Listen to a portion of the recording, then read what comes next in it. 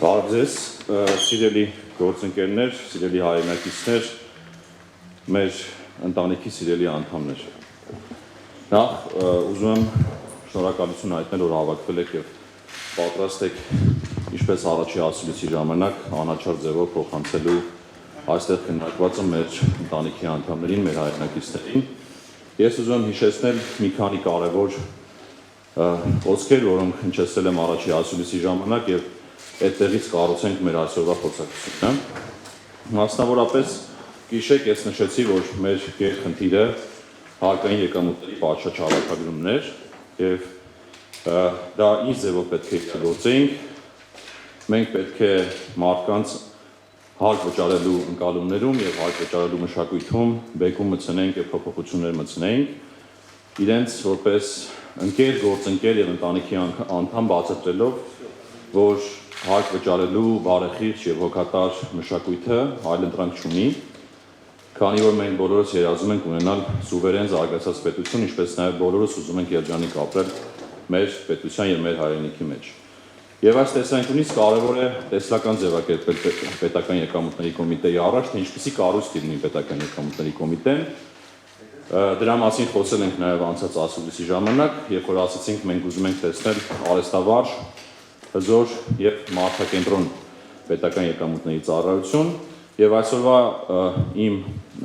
ելույթը ես կկառուցեմ այդ դրամաբանության մեջ, այնուհետեւ կանցնենք հարց ու պատասխանի։ Նախ խոսեմ մեր եւ մեր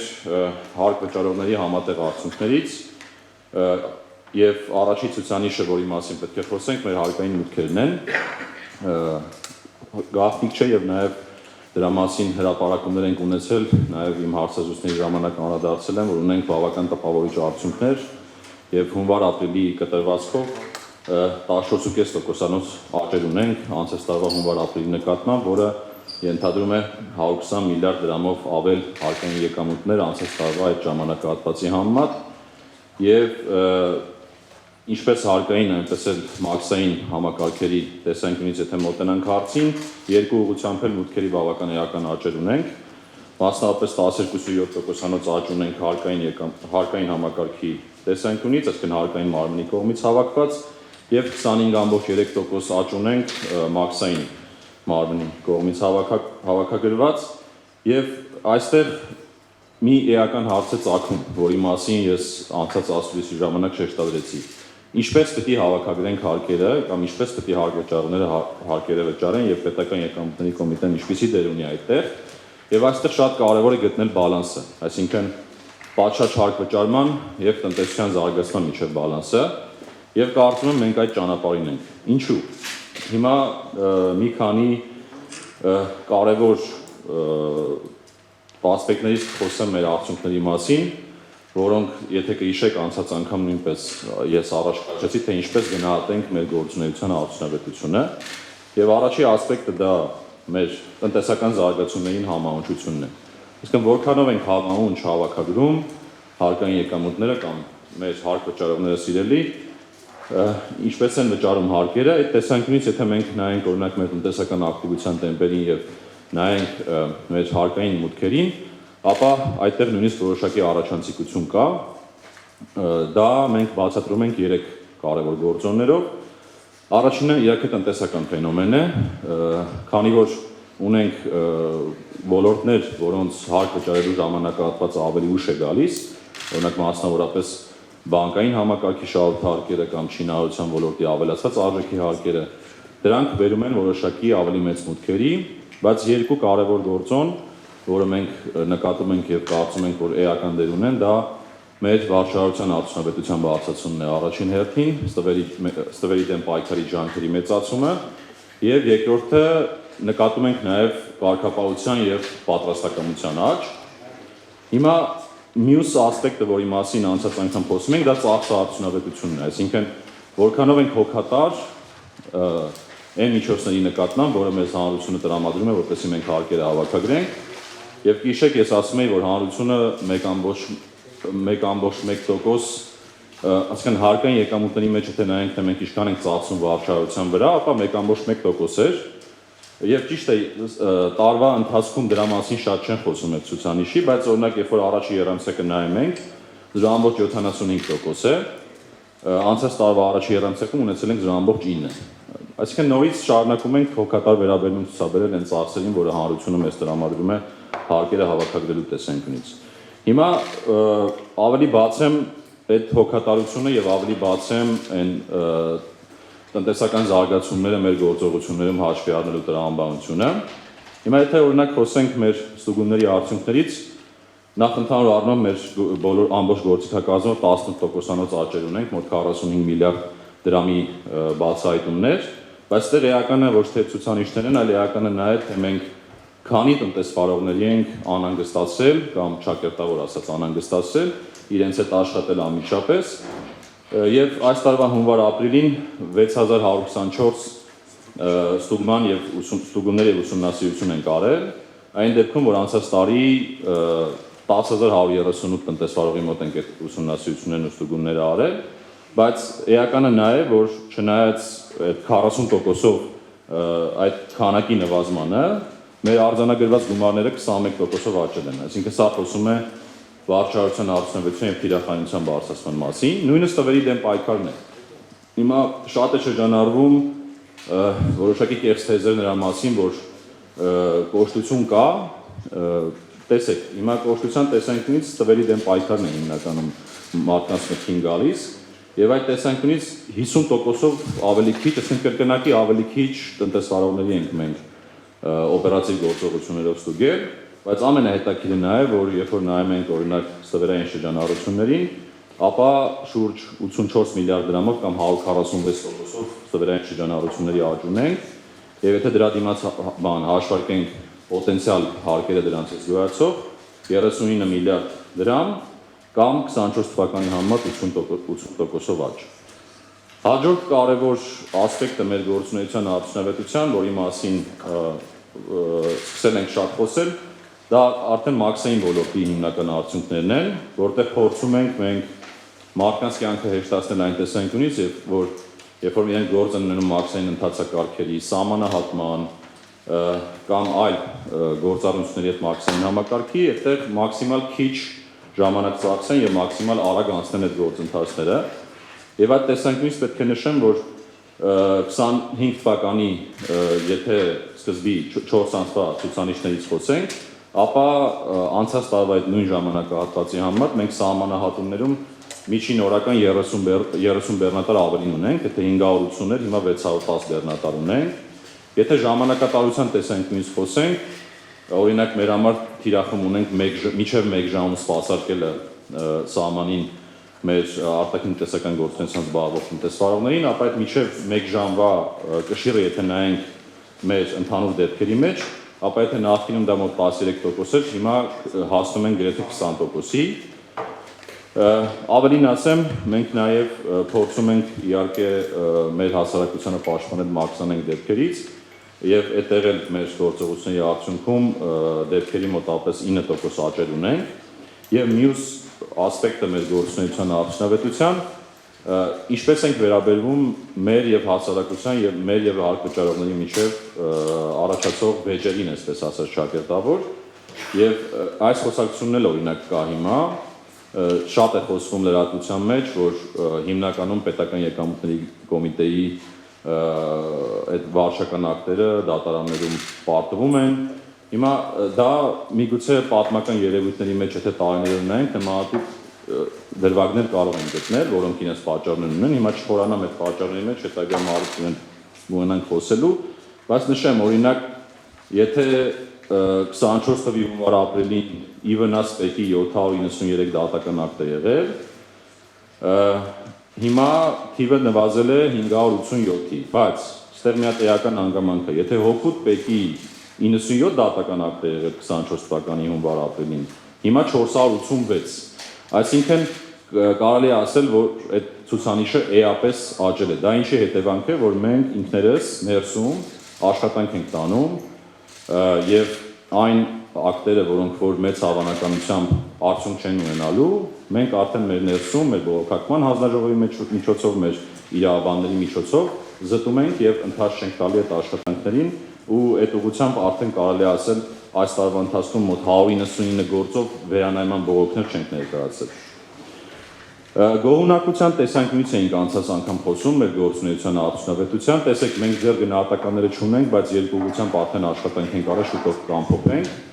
բայց տարբեր ընկալումներ երբ որ վերլուծում ենք, մեր գնահատմամբ դրական գնահատման կշիռը աշճանաբար մեծանում է մեր գործողությունների հետևանքով եւ այդ գործողությունների հիմա փորձեմ մեկնաբանել եւ այն ռեֆորմները, որոնց մասին ես խոսել էի առաջի ասուլիսի ժամանակ։ Առաջի ասուլիսի ժամանակ նշեցինք մի քանի առանցքային ծրագրեր, որոնք այս տարի իրագործելու ենք, հասցրել ենք այս ընթացքում բավական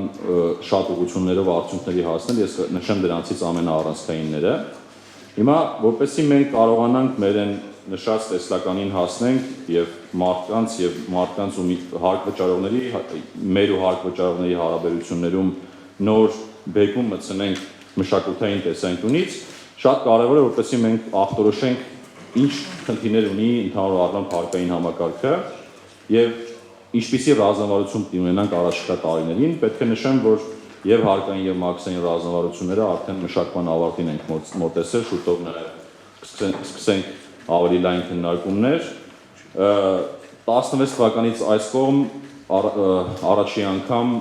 արժույթի միջազգային հիմնադրամի հետ սկսել ենք մի հատ մեծ գնահատում, որը մեր հարկային համակարգի բոլոր ուղղությունները մանրամասն գնահատելու է, մեզ հնարավորություն տա դրա հիման վրա նույնպես ախտորոշում անել եւ ձևակերպել մեր առաջնահերթությունները։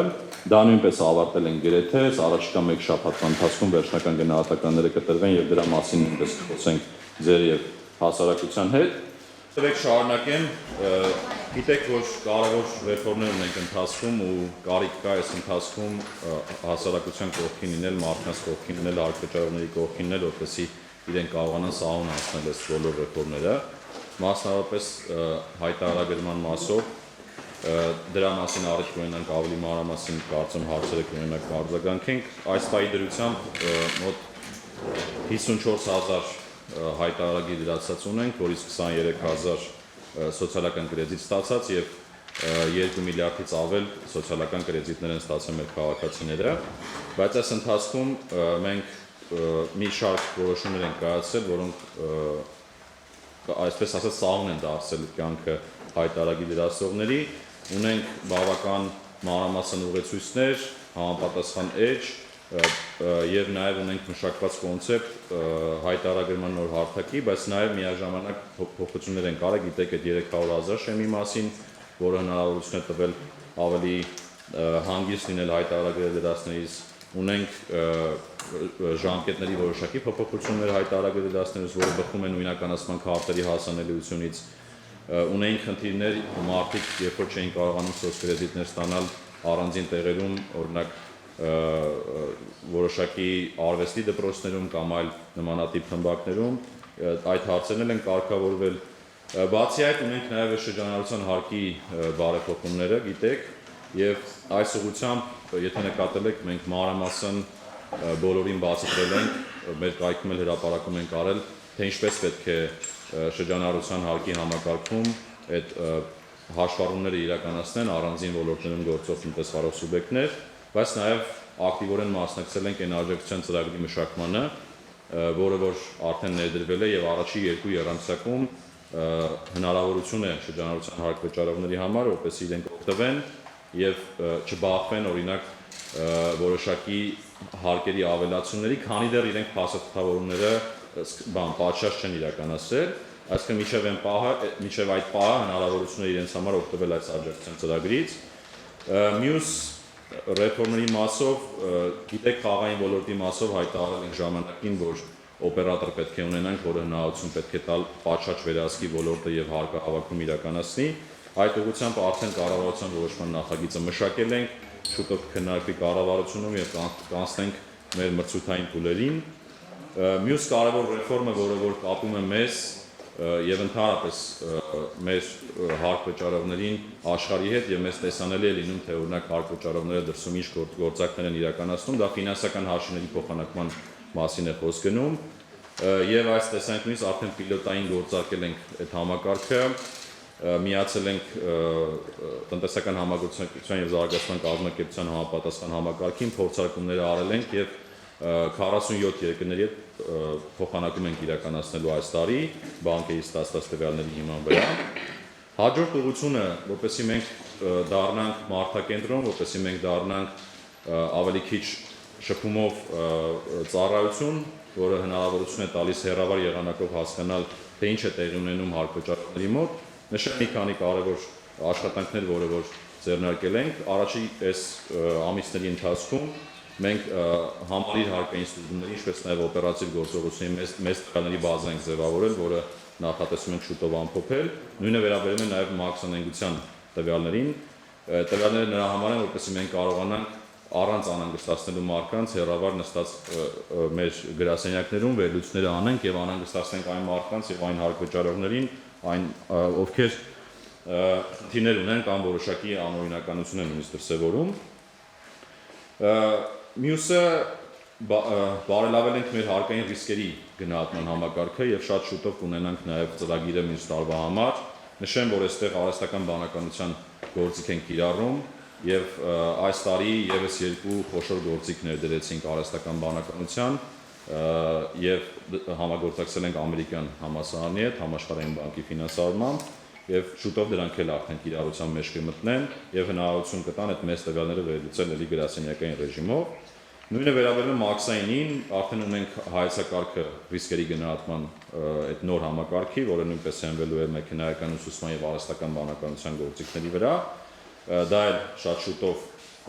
կսկսենք աշխատանքները այդ ուղղությամբ եւ իհարկե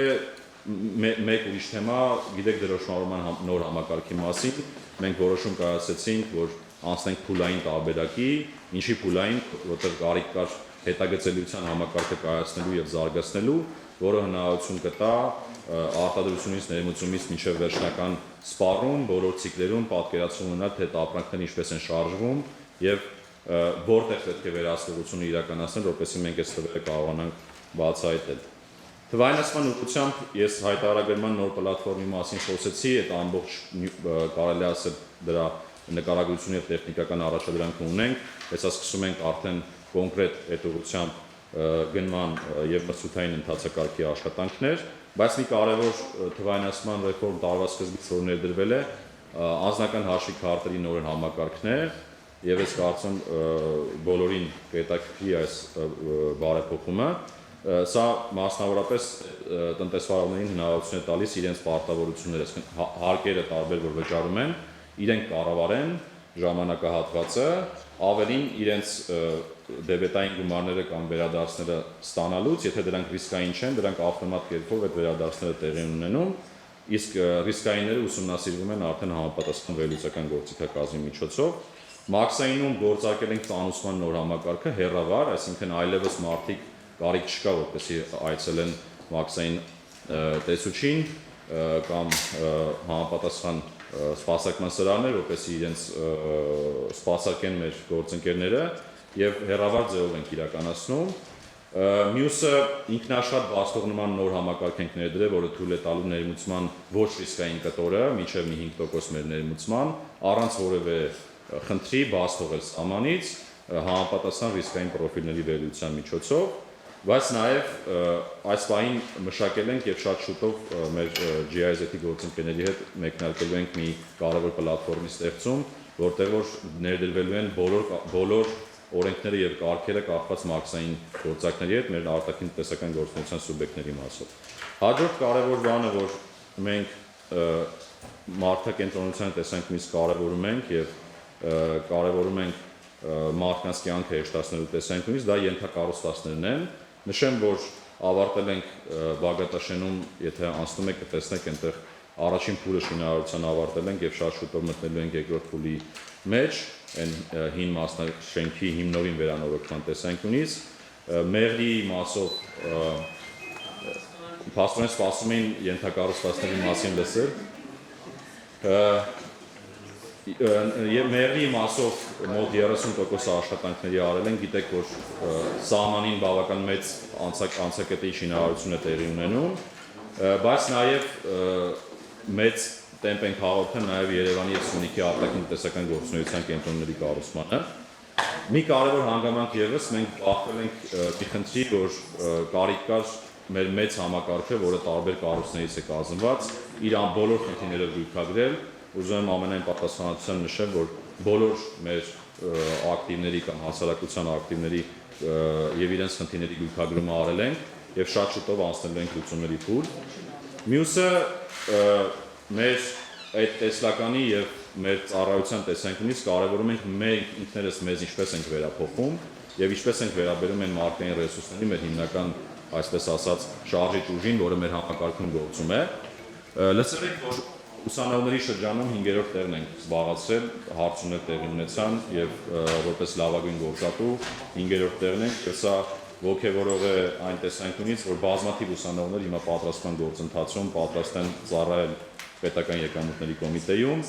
Բացի այդ, մենք ինքներս մեր աշխատակիցներին ենք վերափոխում այն տեսանկյունից, որ մոտ 400 կարելի ասել աշխատակից պատրաստման գործընթացով է անցել, որի ընթացքում մենք բարեվարկության ըստ էության պատրաստումներ ենք իրականացնում, մասնագիտական պատրաստումներ ենք իրականացնում, ավելին ասեմ, նաև ֆիլտրում ենք եւ որոշ մարդիկ դուրս են մնում համակարգից, եթե ունեն բարեվարկության խնդիրներ։ Իհարկե բազմաթիվ այլ դասընթացներ կան, որի մասին այս բանի ժամանակը օգտագործելու տեսենք մի շատ չմանրամասնեմ։ Մի կարևոր հուշագիր ենք ընկել ամերիկյան համալսարանի պատմական առաջի անգամ եւ նաեւ KPMG-ի հետ ավարտում ենք արդեն մեր աշխատողների գնահատման նոր համակարգը, որը թույլ է տալիս համապարփակ գնահատել, ունենալ թե յուրաքանչյուր աշխատող ինչ արդյունավետությամբ է նպաստում մեր հանրային ծառայությանը եւ դա կապել մեր վարձատրության համակարգի հետ։ Հիմա գամ ինչպես ենք մենք ինքներս մեզ նայում, շատ են լինում հարցերը, օրինակ համակարգում կոռուպցիա կա թե չկա, սա շատ կարևոր է, մենք առաջին օրվանից անողոք ես դրա մասին նշել եմ, որ շատ սկզբունքային է լինելու այդ հարցը, մենք այդ ուղղությամբ պայքար ենք մղում եւ առաջին բանը նշեցի արդեն պատրաստման գործընթացում ֆիլտրվում են այն մարդիկ, ովքեր որ ունեն այդ խնդիրը եւ իրենք չեն անցնում այդ գործընթացը եւ դուրս են մնում համակարգից։ Հաջորդը 9 առերևույթ հանցակի մասին արդեն հաղորդումներ են կազմել եւ տվել, դրանց մասով քրեական վարույթներ կան։ Բացի այդ 16 ծառայական քննություն ենք իրականացրել, որոնց մեջ խիստ նկատողություն 6 աշխատակցի, նկատողություն 9 աշխատակցի, նախազգուշացում 1 աշխատակցի, նաև նույնիսկ ազատում ունենք աշխատակիցների։ Մյուսը ինչ հարցերի փուլում ավելի կոնկրետ խոսենք, մյուս ուղղությունը եւ արդեն գրեթե ամփոփում կանցնենք հարցերի մասին, ինչպես ենք հաղորդակցվում հասարակության հետ, դա շատ կարեւոր է։ Կարծում նկատել եք, որ մենք լեզվի էական բարելավումներ ենք սկսում անել, այսինքն ինչ լեզու ենք օգտագործում, երբ որ հաղորդակցվում ենք մեր տարբեր սոցիալական կայքերում, մեր վիդեոհոլովակներում, մեր ելույթներում եւ փորձում ենք մաքսիմալ այնպես բացատրել, որպեսզի հասարակությունը հասկանա, թե մենք ինչի համար ենք այդ գործողությունը անում եւ ինչ է փոխում դա իրենց կյանքում։ Եվ այս տեսանկյունից շատ մեծ դրական արձագանք ստացավ նաև հարկ-վճարողի օրվա հետ կապված մեր միջոցառումների շարքը, որտեղ նաև ես ինքս հանդես եկա ուղերձով կոչ անելով բարեխղճության եւ հոգատարության հարկ-վճարելու ժամանակ եւ այս ամենը ամփոփելով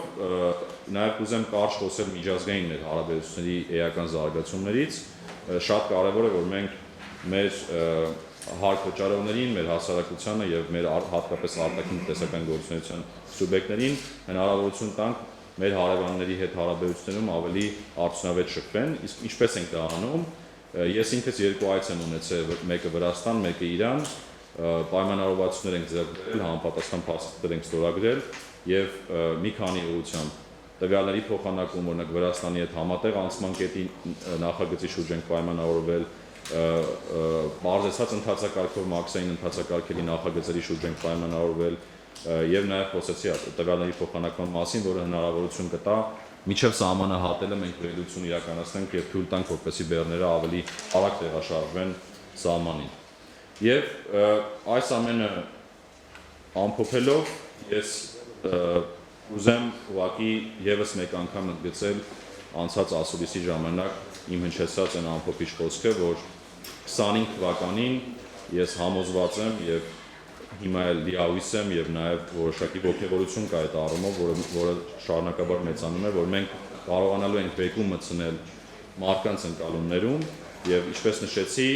կարիք կա ամրապնդելու մարդկանց մեր մեծ ընտանիքի բյուջեի հետ եւ այս հարկ վճարելու մշակույթը դարձնելու այդ բարեկեցության մեջ, մեր երջանկության մեջ եւ մեր պետության զարգացման մեջ արժեքավոր ներդրման մշակույթի։ Շնորհակալ եմ եւ պատրաստ եմ բոլոր հարցերին պատասխանել, արձագանքել եւ մեկնաբանել բոլոր ձեր մտահոգությունները։ Շնորհակալություն։ Անցնենք հարցերին, ես կառաջարկեմ յուրաքանչյուր կողմից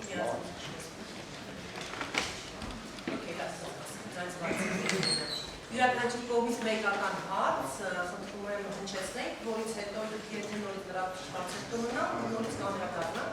Սկսենք առաջի գրանցվածից, Փայլակը Արտեյ Ջեն, իրական մեյից։ Պարոն Հակոբյան, շատ լավ է, երբ որ հարցը հետաբանելու շատ բան չկա, բայց առաջի հարցը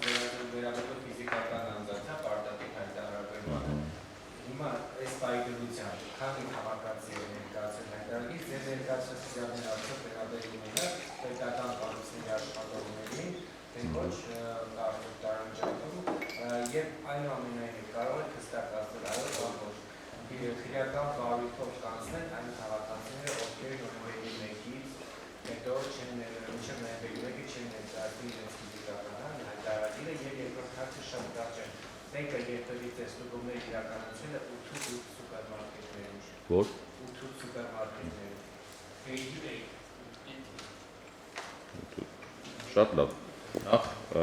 հայտարարագրման մասով նշեմ, որ ես իմ խոսքում էլ նշեցի 54,000 քաղաքացիներ, եթե դրան ավելացնենք նաև մյուս հայտարարագրերը, մոտ 57,675 քաղաքացիներ դրացել են հայտարարագիրը եւ ինչպես նշեցի դրանց մեջ 23,000-ը սոցիալական կրեդիտներ են ստացել, մոտ 2 միլիարդից ավել եւ այստեղ տեսեք հարց եք տալիս պետական աշխատողներին, թե մասնավոր սեկտորի աշխատողներին, ես դա հիմա ձեռքից տակ չունեմ անկեղծ ասած եւ թե չափերը ինչքան են, դա աշխատանքային կարգով մենք ձեզ կփոխանցենք, եթե ձեզ հետաքրքիր է ավելի մանրամասն տվյալները, բայց էականը տեսեք նորից մենք մի անգամ էլ ենք առաքությունս միասին խոսելու, էականը դինամիկան է, ասենք երբ որ նայում ենք օրինակ թե յուրաքանչյուր շաբաթ քանի քաղաքացի է հայտարարագիր դրացնում, իրականում բավական տենց հետաքրքիր դինամիկա կա ու դրական դինամիկա կա, ու մարդիկ աշնանաբար սովորում են, հասկանում են դրա կարևորությունը եւ նաեւ շահագրգռված են, որպեսզի այդ թափանցիկությունը պետության հետ ունենան, միաժամանակ նաեւ այդ սոցիալական կրեդիտներից օգտվեն ու իրենց ընտանիքի կրթության ու մարդկային կապիտալի մեջ ներդրում անեն։ Ինչ վերաբերում է կազմակերպության ստուգմանը,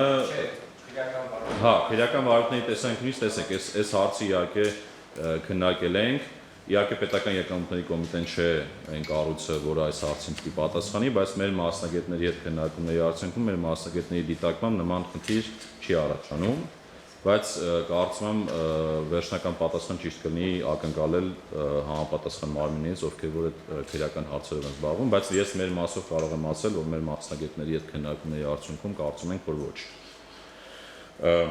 Կազմակերպության տեսանկյունից ես հիմա տվյալ չունեմ, ճիշտ ասած, այդ կազմակերպությանը ստուգել ենք թե չէ, եթե կոնկրետ հարց կա, կառաջարկեմ ուղեք մեզ,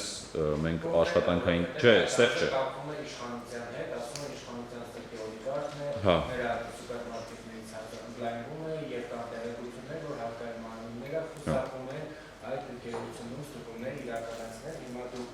աղբյուր ասուլից եք տալիս տվյալներ ունեք, բայց չունեք թե շուտ սուպերմարկետներից ստուգումներ իրականացնել եք, թե ոչ։ Տեսեք, լավ, ես հարցը ավելի լավ հասկացա, երբ որ դուք բացեցիք փաղագծերը, մենք նախ որևէ կաշկանդվածություն չունենք որևէ մեկին ստուգելու։ Այստեղ կարևոր է, թե ինչպես ենք մենք ստուգումը իրականացնում։ Այսինքն ստուգումը պարզապես տեղեկատվության, այսինքն ընդհանրենք ինչ-որ մեկը ասեց, այստեղ պետք է ստուգում իրականացվի, այդպես տեղի չի ունենում։ Ինքը բավական մեծ պրոֆեսիոնալ աշխատանք է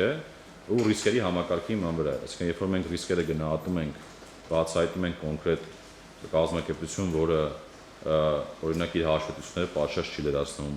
կամ ինչ-որ բան է թաքցնում, այդ դեպքում, որ մենք իրականացնում ենք ստուգումներ, եւ ես ձեզ վստահեցնում եմ, որ այս 6 ամիսների ընթացքում, որ ես աշխատել եմ, չի եղել որևէ իրավիճակ, որ որևէ ստուգում, որը որ մեր ռիսկերի համակարգը ցույց է տալիս, որ մենք պետք է իրականացնենք, չիրականացնենք։ Հիմա կոնկրետ այդ կազմակերպության մասով արդեն աշխատանքային կարգով կարող ենք միասին աշխատել։ Հիմա չունեմ տվյալ ձեռքից տեղ։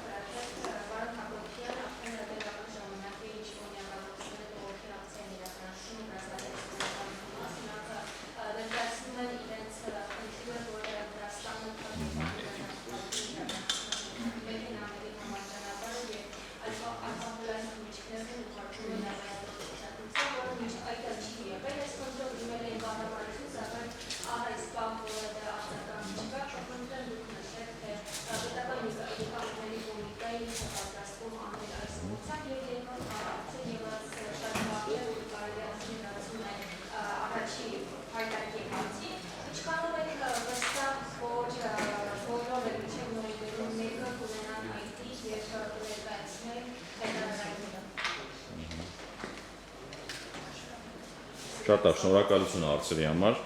Նախ կոնյակագործների հետ կապված, այո, տեսեք, ինչ ենք պատրաստվում անել, ոչ թե պատրաստվում ենք, այլ անում ենք, եւ մենք ամիջական կապի մեջ ենք մեր Վրաստանի գործընկերների հետ ու պարբերաբար թե մեր աշխատողների մակարդակում, թե իմ մակարդակում խոսակցություններ լինում են նման իրավիճակներում եւ փորձում ենք հասկանալ, թե ինչու՞մն է խնդիրը, որ նման փորձակնություններ են իրականացվում։ Այս պահի հիմնական մեկնաբանությունը նա է, որ դա ստանդարտ մաքսային ընթացակարգերով իրականացվող փորձակնություն է, երբ որ ոնց որ ես էի նոր ասում, որ մենք ենք իրականացնում, երբ որ ռիսկ է տենում մաքսային համակարգը կամ մաքսային աշխատողը, որ պետք է ինչ-որ ապրանքի վերաբերյալ ուսումնասիրություն անի, ինչ-որ նմուշ վերցնում է ուղարկում է փորձակնության։ Հիմա այս պահին այդ մեկնաբանությունը ունենք, բայց իհարկե այդ մեկնաբանությունը դեռ բավարար չէ, որ խնդիրները խորը հասկանանք, դրա համար հիմա կառավարությունում ավելի մանրամասն քննարկում ենք մեր գործողությունները, ընդհանուր միջև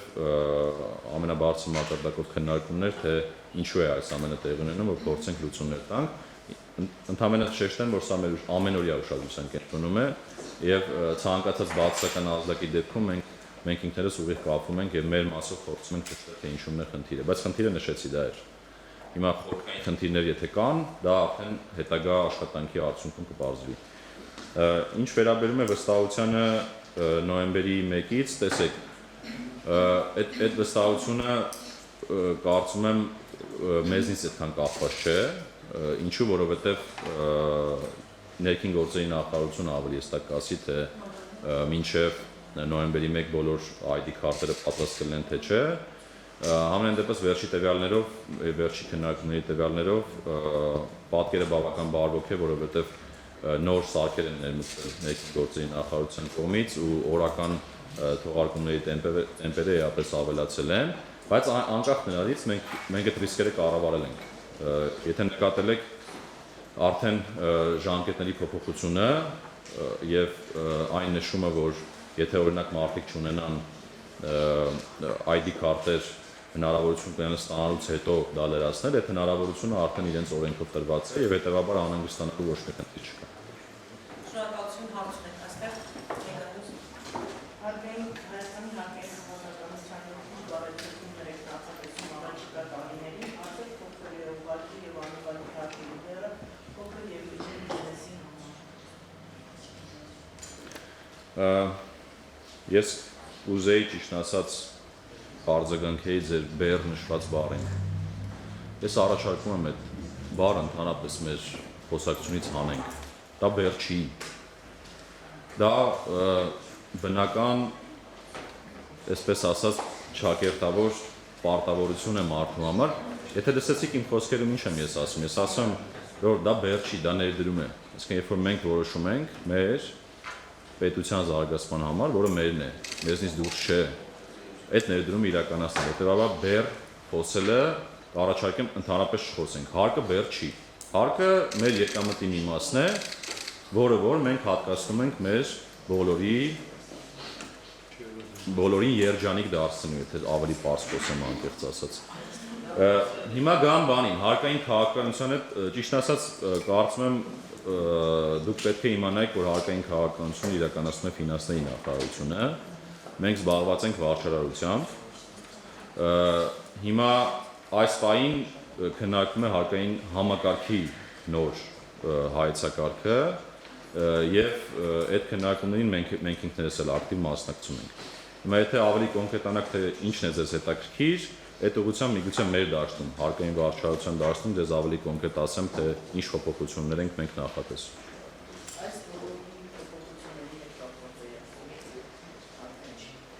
Դուք ասում եք փոքր եւ միջին ձեռնարկատիրության ուղղակի եւ անուղղակի հարկերի վերը այս պահի դրությամբ էլ տեսեք խոսենք նրա հարկային պարտավորության մասին կամ հարկերի մասին, այս տարի էլ չի փոխվել դա։ Այդ ուղղակի ավելի շատ մեծ են անում, ավելի շատ աղմուկներ են։ Ինչու, որովհետեւ միգուցե դրույքաչափերը բարձրացել են, բայց մարդկանց հնարավորություն է տրված փաստավորելու միջոցով, ծախսագրումներ անելու միջոցով, բավական լայն դաշտ են, որում ծախսերի հնարավորություն տրված նվազեցումներ անել, այդ նվազեցումների արդյունքում նախկինի չափ հարկ վճարել, միգուցե նաև նախկինից քիչ հարկ վճարել, այսինքն այդ տեսանկյունից բարձրացում որպես այդպեսին չկա էլ։ Հիմա առիթը օգտագործելով եւ ես մեր ՀՄԶ հարկ վճարողներին կոչ կանեի այդ նույն հոգատարության, որտեղ օրինակ մենք հիմա նկատում ենք, որ օրենսդրության պահանջ կա, որ պետք է իրենք իրենց մնացորդները գույքագրեն 2025 թվականի սկզբի դրությամբ եւ ավելին նաեւ հնարավորություն ենք տվել աջակցության ծրագրից օգտվելու, բայց պարզվում է մարդիկ թաքցնելու շատ բան ունեն, այսինքն իրենց մեջ շատ քիչ են կամավորները, ովքեր ուզում են այդ գույքագրումը իրականացնեն, որտեղ ժամանակին տարբեր ճանապարհներով են ենթադրաբար ձեռք բերել այն ապրանքները, որոնք որ պետք է իրացնեն։ Հիմա այստեղ երկկողմանի աշխատանքի կարիք կա։ Մենք ամեն ինչ անում ենք, որ օգնենք, ձևաչափերը մշակել ենք, գրել ենք մանրամասն, բոլորի էջերին ծանոթությունները ուղարկել ենք, անհատական աշխատանքներ ենք փորձում տանել, բողոքներին պատասխանել, բայց երբ որ նայում ենք, օրինակ ասենք մեր ՀՄԶ ոլորտի հարկ վճարողներին, իրենք պատրաստական չեն փոխվել, ստվերից դուրս գալ կամ չթաքցնել պետությունից։ Դրա համար հորդորս են կլինի, որ մենք երկուսս էլ իր հետ աշխատենք եւ մոտեցնենք մեր հարաբերությունները, որը հաստատ ի օգուտ բոլորիս է։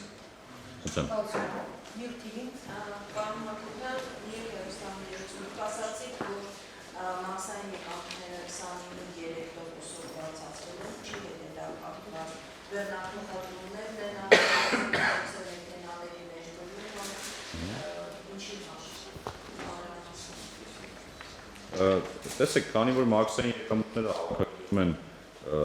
սահմանին, այսպես ասած, ներմուծումից, եթե շատ պարզ խոսենք, ապա խոսքը ներմուծման աճերի մասին է։ Քանի որ ունենք ներմուծման աճեր, դա է հիմնական պատճառը, որ այդտեղ բարելավումներ ունենք։ Տարբեր ապրանքներ ենք մենք ներգրում։ Եթե հիշեք, ես անցած ասուլիսի ժամանակ երբ խոսեցի, ես խոսում էի, տեսեք, երկու երևույթի մասին, որը մաքսային եկամուտները նվազեցնում էին։ Մեկը ծխախոտի ներմուծումների նվազում կար, մյուսը ավտոմեքենաների ներմուծումների նվազում կար։ Հիմա այդ ցիկլը անցանք։ Այսինքն, քանի որ նախորդ տարիներին մեծ ներմուծումներ կային մեքենաների, դրա վրա օրինակ նվազումներ ունեցանք, հիմա ունենք արդեն այդ բազայի վրա աճեր։ Հիմա թե աճերը ինչ ուղղությամբ են գալիս, մեկը հենց այդ նույն ծխախոտի ներմուծումն է, մյուսը վառելիքի ներմուծումն է։ Խոշորների հիմնականում այս երկու ուղղությամբ են, բայց իհարկե նաև սննդի ներմուծման մասին է խոսքը, որը մեր ներմուծման մեջ սովորաբար մեծ կշիռ է կազմում, այս հիմնական ուղղությունները սրանք են։ Բայց եթե տենց շատ պատճառը նա է, որ մենք անցած տարվա այդ նվազումից հետո արդեն այդ նվազեցնող գործոնները այդպես չունենք եւ մեր տնտեսության աճը եւ մեր սպառման աճը մեր երկրում բերում է նրան, որ մեր ներմուծումները աճում են եւ հետեւաբար նաեւ սահմանին հավաքված գումարներն են աճում։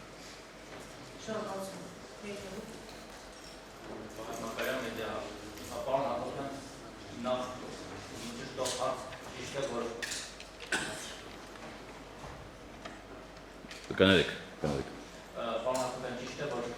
պետական սեկտորի աշխատողներին պարտադրվել է մինչև ամսվա վերջ անպայման հայտարարի ներկայացնել, սա մեկնաբան է, եւ մի բան ձեր գործունեության հետ կապված, որը ես հաճախ ավելին եմ անդրադառնալու, ձեր համակարգում թե աշխատող ներկա թե նախկին,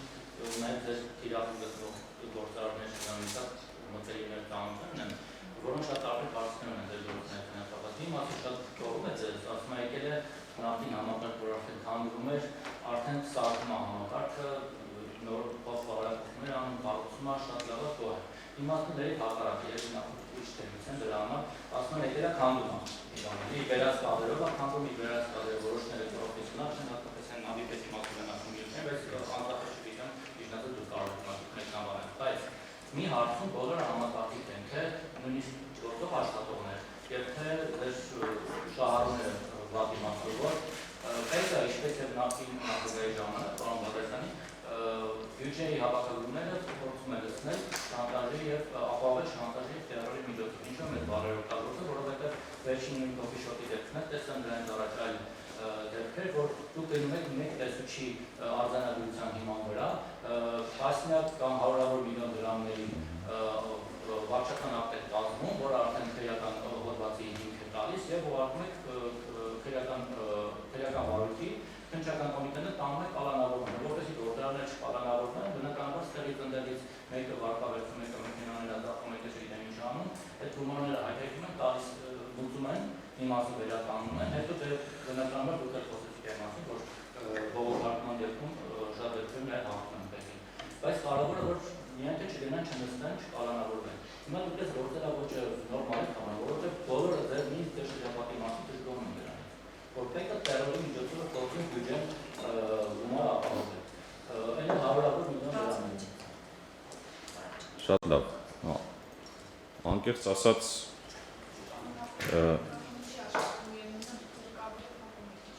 չի աշխատում գնահատումը։ Դե ինչու եմ ամեն անգամ խաղանում։ Կներեք։ Դիտեք շնորհակալություն հայտնեցին, նույնիսկ ասացին, որ մեր խաթրեն իրաչել, Սոլամին հաջատում է ժամանակը։ Ում խաթր։ Մեր խաթրեն, Շնորհակալ ենք էցին։ Տեսեք, հիմա նախ առաջին հարցի մասին, ասում եք, կա արդյոք հստակ հանձնարարական, որ պետք է միջև ամսավերջը պետական համակարգում լրացվի, չկա նման բան, այսինքն նման հանձնարարական, որ պետք է լրացվի, չունենք անկեղծ ասած։ Հիմա գամ բան, տեսեք, հետաքրքիր բան եք ասում, բայց հետո ասում եք եւ կարծիքներ կան դրական եւ կարծիքներ կան հակառակ, միգուցե տարբեր թևերում են այդ մարդիկ դրա համար այդպես, բայց հետո ասում եք բոլորը կոնսենսուս ունեն։ Տեսեք, եթե խոսում ենք, որ կա կարծիք, որ մենք կառուցում ենք, եւ ուզում եմ ես ձեզ եւս մեկ անգամ վստահեցնել, եւ ես իմ ամբողջ ելույթը նվիրված եմ դրան։ Մենք ինչը որ քանդվում է վերակենդանացնում ենք եւ հիմնովին վերափոխում ենք եւ այո կառուցում ենք։ Կառուցում ենք ավելի լավ ծառայություն, որը մարդակենտրոն է։ Եվ նշեցի նրա մասին, հիմա մեթոդների մասին խոսեմ։ Ես նշեցի, որ գրեթե 40%-ով ավելի քիչ ստուգում ենք իրականացնել։ Դա ինչի մասին է խոսում։ Դա խոսում է նրա մասին, որ մենք մարդկանց ավելի քիչ անհանգստացնելով ենք ստուգումներ իրականացնում եւ հիմնականում հենվում ենք վերլուծությունների վրա։ Իսկ վերլուծությունները հնարավորություն են տալիս պարզապես ծանոթությունների միջոցով մարդկանց տեղեկացնել իրենց խնդիրների մասին եւ հարկային պարտավորությունները, որպես իրենք պատշաճ վճարեն կամ իրենց հարկային հաշվետվությունները ճշգրտեն։ Հիմա գամ կոնկրետ այդ շանտաժ եւ տերոր արտահայտություններին, որովհետեւ եթե հիմա ես օրինակ ես հասկացությունի մեջ փորձեմ ձեր հետ խորանալ, կարծում եմ խորությամբ չկա դրա անցալումը, թե ինչ է դա իրենից ներկայացնում։ Մենք դրանով չենք զբաղված եւ անկեղծ ասած դրա ժամանակն էլ չունենք ու չենք էլ ուզում ունենանք ու երբեք չենք էլ մտածում դրա մասին, որտեղ եթե մենք խոսում ենք հարկ վճարողին վերաբերմունքի փոփոխության մասին եւ ես ասում եմ, որ ես հարկ վճարողներին վերաբերվում եմ որպես ընտանիքի անդամ, հետեւաբար նման բառերը չեն կարող երբեք տեղի ունենալ։ Եվ ես կառաջարկեմ դուք էլ այդ բառերը չօգտագործեք, չնայած ոնց որ նման բնավորություն ունեք, որ նման բառը շատ եք օգտագործում։ Հիմա գամ տեսեք։ Դե հիմա լսեք ես մեկնաբանում եմ, էլի։ Տեսեք։ Հիմա գանք կոնկրետ նման դեպքերին։ Այդ դեպքերի մասին էլ նշեցի։ Ես ինչ ասեցի։ Ասեցի ստվերի դեմ պայքարը, այո, այն ժամանակ էլ ընդգծի կոշտություն պետք է ունենա։ Այսինքն եթե գործ ունենք անօրինական գործողությունների հետ, պետք է կոշտություն լինի։ Իսկ ինչի պիտի կոշտություն լինի ընդհանրապես, որովհետև բազմաթիվ օրինական հարկ վճարողներ կան, որոնք դրա ակնկալիքը ունեն, որովհետև դրանց իրենց կողքին գործում են անօրինականներ եւ ստվերում գործող սուբյեկտներ, իրենք կորցնում են իրենց մրցունակությունը եւ կարիք կա կոշտ գործելու, որ իրենք հասկանան թե ինչ է նշանակում լինել հզոր պետական եկամուտների ծառայություն։ Հիմա տվյալ դեպքի հետ կապված տեսեք, մոտ 100 ստուգում ենք իրականացրել, եթե անցած տարի 220 թե 230 օպերատիվ ստուգումներ ենք իրականացնել, դա արդեն նշանակում է, որ երկու անգամից ավելի քիչ ենք անհանգստացնում մեր հարկ վճարողներին։ Իսկ ինչ վերաբերում է տվյալ դեպքին, տվյալ դեպքը իրականում շատ օբյեկտիվ է եղել, անկեղծ։ Այսինքն այդ որ ասում եք մի տեսուչ, դա մի տեսուչի հարց չի, դա մենք վերլուծություն ենք իրականացրել, հասկացել ենք, որ կան ռիսկեր, գնացել ստուգումները իրականացրել ենք եւ ավելին ասեմ, հարկ վճարողը ինքը իր մասով ընդունել է խնդիրը եւ բավական մեծ մաս այդ գումարների վճարել է։ Դրա մասին էի խոսում, ես էլ դրա մասին եմ արտահայտում։ Հա, ես այդ մի օրինակի մասին խոսեցի։ Հիմա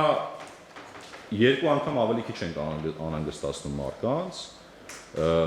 եւ անում ենք ոչ թե ձեր ասացի պես շանտաժի ճանապարհով,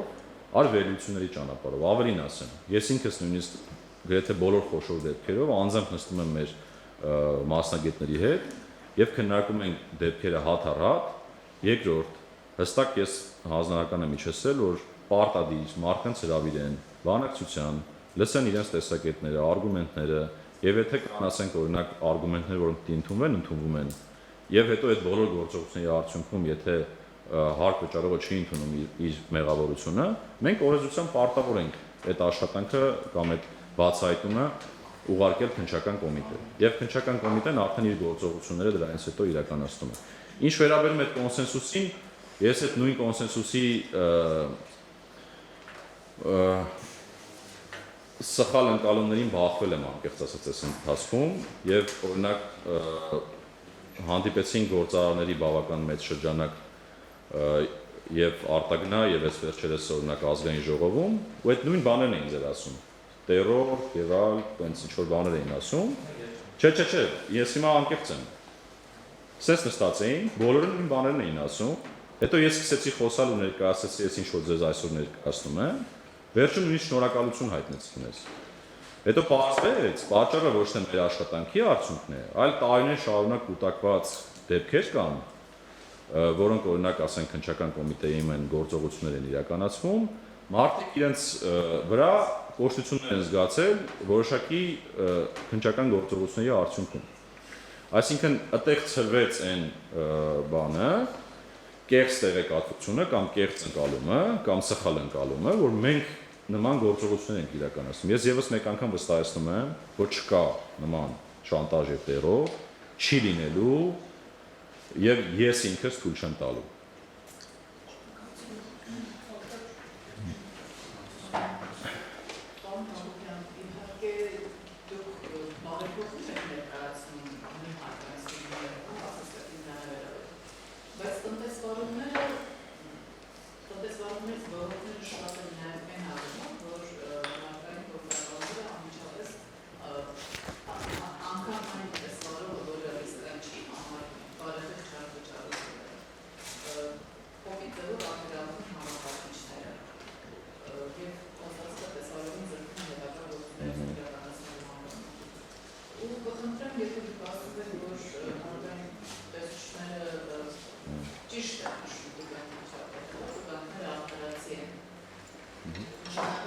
ճիշտ են գործում, օրենքի սահմաններում եւ ուղղակի չափը արդարացի։ Ինչով է պայմանավորված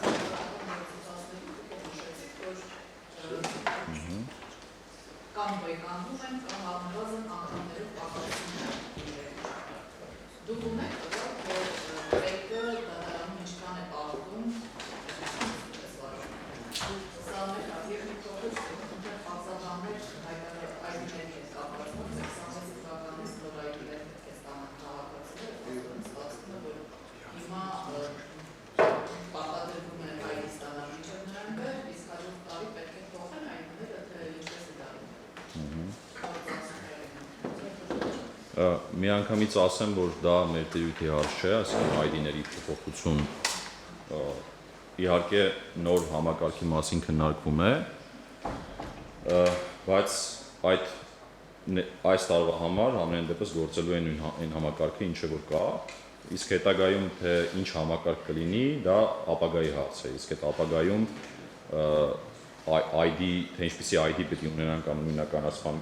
ինչպիսի համակարգ պետք է լինի, այդ անցումը այնպես է ապահովելու, որ որևէ խնդիր չունենան մեր քաղաքացիները, բայց ելի եմ ասում, դա պետական եկամուտների կոմիտեի գործառույթ չէ։ Ես ուղղակի նշեցի նա ինչ ես գիտեմ մեր քննարկումներից մեր գործընկերների հետ։ Հիմա տեսեք, կոշտ գործողությունների օրինակներ բերեցիք, համակարգիչների առգրավում, որը մեր գործողությունների տիրույթում է, բայց եթե հիշողությունս հիմա չի դավաճանում, ես նշեցի մոտ 100 դեպքի մասին օպերատիվ գործողության, դրա մեջ մոտավորապես 2-3 դեպք է եղել, որ նման իրավիճակ է եղել։ Ես ինքս հստակ հանձնարարել եմ, որ եթե մենք այդ օրենսդրությամբ մեզ վերապահված իրավասությունը իրացնում ենք, դա պետք է անենք այնպես, որ մարդիկ իրենց բնականon գործունեությունը շարունակեն։ Այսինքն շատ փոքր կշիռ է կազմում այդ դեպքերի, ինչը որ դուք նշում եք։ Հիմա որքանով է ճիշտ այդ գործողությունը, ես ինքս բախվել եմ 2-3 դեպքերի առանց անուններ հնչեցնելու, լինում են բազմաթիվ դեպքեր, երբ որ մենք նույնիսկ մանրամասն պատմում են այդ դեպքերը, երբ որ մենք մտնում ենք հարկվճարողի մոտ, փորձում ենք բացատրել իր խնդիրը, թե ինչի համար ենք եկել այդ ստուգումը իրականացնել, եւ օրենքով մեր տված լիազորությունների շրջանակում իրենց բացատրում ենք, ասում ենք ձեր տվյալները մեզ անհրաժեշտ են հաշվապահական ծրագրերից, համակարգիչներից, որպեսզի մենք կարողանանք այս ձեր խնդիրը ճիշտ հաշվարկել եւ ձեզ ներկայացնել այն պարտավորությունը, որը դուք ի վճարեք։ Հիմա լինում են բազմաթիվ իրավիճակներ, որ մեզ նույնիսկ թույլ չեն տալիս ներս մտնել, սկսում են վիճել, երբեմն նաեւ ինչ-որ վատ բառեր օգտագործել։ Այսպիսի երևույթներ են լինում։ Այսինքն, երբ որ բանը հասնում է հարկվճարողի կողմից ինչ-որ նմանատիպ վատ վարքագծերի, մեր գործընկերները հնարավոր է որոշակի կոշտություն ցուցաբերեն, որը էլի մեր օրենքով տրված լիազորությունների շրջանակում է։ Բայց այնուամենայնիվ, այդ դեպքերը փոքր կշիռ են կազմում մեր ուսումնասիրությունների մեջ։ Հիմա մյուս հարցն էլ ասում եք, եթե տեսուչները ճիշտ են գործում, ես չնշեցի, որ տեսուչները ճիշտ են գործում, ես ավելին ասեմ, ես ասացի, որ մենք ինքներս էլ ենք վերափոխվում։ Քավլից ես երբեք չեմ ասել, որ մեր բոլոր տեսուչները ճիշտ են, ընդհակառակը կան դեպքեր, որ պրոֆեսիոնալիզմի պակաս կա, կան դեպքեր, որ նույնիսկ մարդկային վերաբերմունքի պակաս կա, կան դեպքեր, որ մարդը գիտումնավոր ինչ-որ գործողություններ է իրականացնում, այդ բոլոր դեպքերը իրենց պատասխանը ստանում են, բայց հիմա գամ, ես ինչ ասացի, ես ասացի, որ երբ որ տեսուչ ինչ-որ մի բան արձանագրում է եւ խնդիրը նշում է, երբ որ բերում է այստեղ, մենք երկու գործողություն ենք իրականացնում։ Նախ ներսում ֆիլտրում ենք դա, քննարկում ենք, հասկանում ենք ինչքանով է ճիշտ այդ բացահայտումը։ Հաջորդը հրավիրում ենք հարկվճարողին բանակցության, ըստ անհրաժեշտության լսելու այն կոնտրարգումենտները, որոնք կան, նոր հետո գնում են գործողություններ։ Ավելին, երբ որ հարցը գալիս է արդեն վեճի, մենք ի տարբերություն մյուս կառույցների, ես չգիտեմ այլ կառույցում կա այդպիսի բան, ունենք բողոքարկման հանձնաժողով, որը եւս մեկ ֆիլտր ճշգրտում է դա, եւ բացի դրանից ունենք նաեւ իրավաբանների թիմ, որը երբ որ դատարան է դիմում, ինքն էլ է վերլուծում, որքանով է իրավաչափ այդ դեպքերը, եւ ես իմ հնչեցած տվյալը խոսում եմ նրա մասին, որ մեծացել է, էապես մեծացել է կշիռը, իօգուտ բեկի որոշումների, եթե պատմականորեն ավելի շատ մյուս դեպքներ, այսինքն իդեմ, հիմա արդեն կարելի ասել հակառակն է տեղի ունենում, այսինքն դա ժամանակ է պահանջում, ժամանակի ընթացքում ճշգրտվում, բայց հիմա որպեսզի պատմությանը չմեղադրենք, պատմության մեջ օբյեկտիվություն կա, օբյեկտիվությունը բխում է բանից, ՀԴՄ-ից, ՀԴՄ տուգանքներից հիմնականում այդ ամենամեծ կշիռը դրանք են կազմում, ու այդտեղ է եղել հիմնական խնդիրը, եւ օրինակ, երբ որ ես մեր իրավաբանների հետ խոսում եմ, շատ դեպքերում մեր իրավաբանները ինչ են ասում մեր իրավաբանները, ասում են օրինակ դատավորը այսպիսի որոշում կայացրեց, որովհետեւ օրինակ նման իրավիճակը պաշար սանուցում չէր համարել։ Ինչ է դա նշանակում։ Օրինակ մենք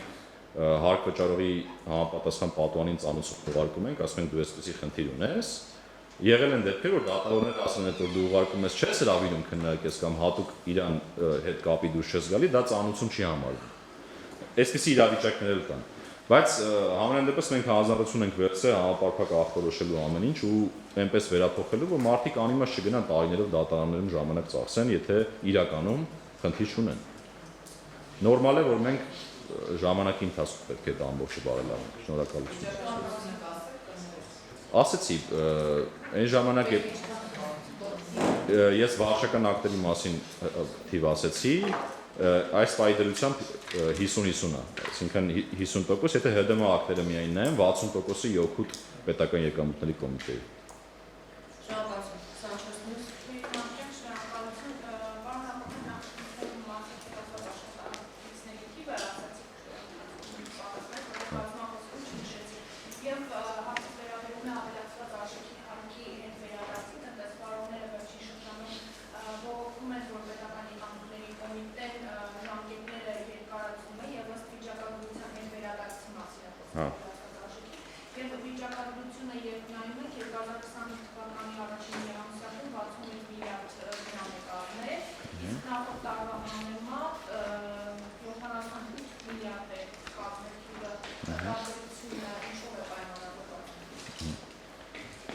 Շատ լավ։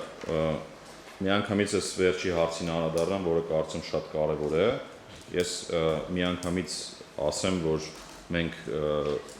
նման խնդիր որպես այդպեսին չունենք, եւ ես հիմա կմեկնաբանեմ, թե ինչու է այդ նվազումը տեղի ունեցել։ Ես չեմ ասում նվազում տեղի չունեցա, այո, վերադարձի գումարները նվազել են, բայց ինչով է դա պայմանավորված։ Տեսեք, նախ երբ որ ես սկսեցի պետական եկամուտների կոմիտեի նախագահ որպես պաշտոնավարել, մեր եթե համեմատենք օրինակ այդ ժամանակահատվածում եւ հիմա այդ վերադարձների պաշարը, այսինքն մեր պարտավորությունը հարկ վճարողների հանդեպ ինչքան էր եւ հիմա ինչքան է, այդ ցուցանիշը նվազել է։ Այսինքն իրականում մեր պարտավորությունները ձեր ասած հետ վերադարձների մասով պաշարը պատկերացրեցիք, չէ՞, այսինքն ժամանակի ընթացքում պարզ է, երբ որ մենք մինչև հաշվությունները ստանում ենք, մինչև ուսումնասիրում ենք, մինչև վերադարձներ իրականացնում ենք, ինչ-որ մի պաշար միշտ մնում է, որ պետք է վերադարձնենք, եւ այդ պաշարի համեմատ նվազում ունենք, եւ դա խոսում է նրա մասին, որ մենք արհեստականորեն չենք ձգձգում որևէ վերադարձ, ավելին, եթե նայում ենք օրինակ անցած տարվա ցուցանիշները, այնտեղ երկու կազմակերպություն կա ընդամենը։ Իսկն երկու կազմակերպության թվերը, որ հանում ենք, անցած տարվա վերադարձների միջից, ստացվում է, որ մեր վերադարձները նույնիսկ աճել են։ Այսինքն իրականում այդտեղ մեկ անգամյա գործոն կա, եւ երրորդը տնտեսական բացատրություն ունի։ Բնական է, որ երբ որ ունենք մենք վերարտանումների ծավալների մեծացումներ, այդտեղ ԱԱ-ի վերադարձների որոշակի աճ կար։ Ինչի է դա այդպես տեղի ունենում, որտեղ երբ որ ապրանքը ներմուծվում է ինչ-որ մի ժամանակ հետո կամ ինչ-որ ցիկլեր անցնելով ինչ-որ մի պահի արտանվում է, արտանման ժամանակ այդ որ պիկերը լինում են, վերադարձներ են տեղի ունենում։ Հիմա քանի որ վերարտանման ծավալները նվազել են, դա բերում է բնականon մի իրավիճակի, որ մեր վերադարձները կարող են այդ տեսանկյունից որոշակի նվազում տեղ ունենալ, բայց այնուամենայնիվ ես բերեցի ցուցանիշներ, որոնք հուշում են, որ այդպես չի։ Այսինքն եթե օրինակ իմ պաշտոնավարման սկզբում 149 միլիարդ պարտավորություն ունեինք տնտեսվարողներին, հիմա դա այդ թիվը 149.3, հիմա 148.7 է, ասենք օրինակ այդ թիվը, ինչը խոսում է նրա մասին, որ մենք էլի բնական ռեժիմով վերադարձնում ենք բոլոր պարտավորությունները, ավելին մի բան էլ ասեմ, Ես նշեցի անձնական հաշվի քարտի ներդրման մասին, որտեղ երբ որ ռիսկային չէ, վերադարձը ավտոմատ է նույնիսկ տեղի ունենում հիմա։ Եթե նախկինում չկար այդ հավանկարկը, հիմա դա էլ կա։ Մի բան էլ կա, նաև վերլուծությունների համակարգն ենք բարելավել, որը տալիս ավելի արագ այդ վերադարձները ուսումնասիրել։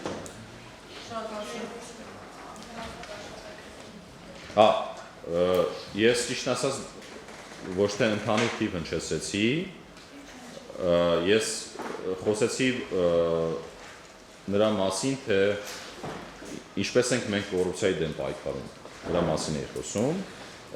ու ասեցի, որ ծառայական քննություններ ենք իրականացրել 16, այդ ծառայական քննությունների արդյունքում մեկ հոգու հեռացման մասին է, եթե այս ծառայական քննությունների մասին խոսենք։ Եթե ընդհանրապես խոսենք,